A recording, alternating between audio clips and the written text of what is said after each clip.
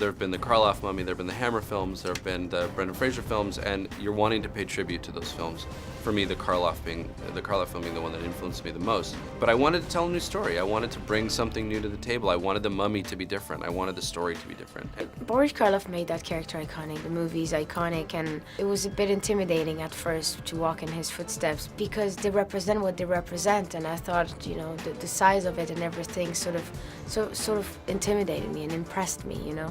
But I think all I had to do was just dive into it and work hard and sort of find Amanet's own identity. That was the only way, I think, to survive all that and to honor those films, is to not just necessarily mimic and replicate exactly what's been done, but sort of giving an homage and a paid respect, but finding our own, you know, our own rhythm and identities for that.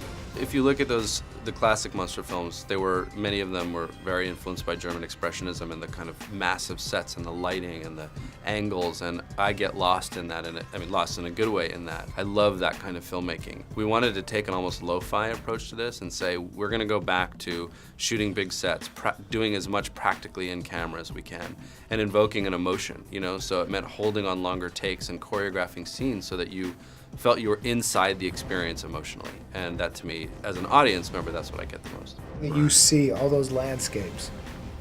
We didn't build any of that. That's how we built the towns, but the actual backdrops are real, and that's Namibia. And it was wonderful to see them. After we left, they had to put it right back to the way it was. Sweeping the dunes so that there were tire tracks. After Mad Max, supposedly, it got beat up a little bit, so now everybody's got a little more careful. A lot more careful.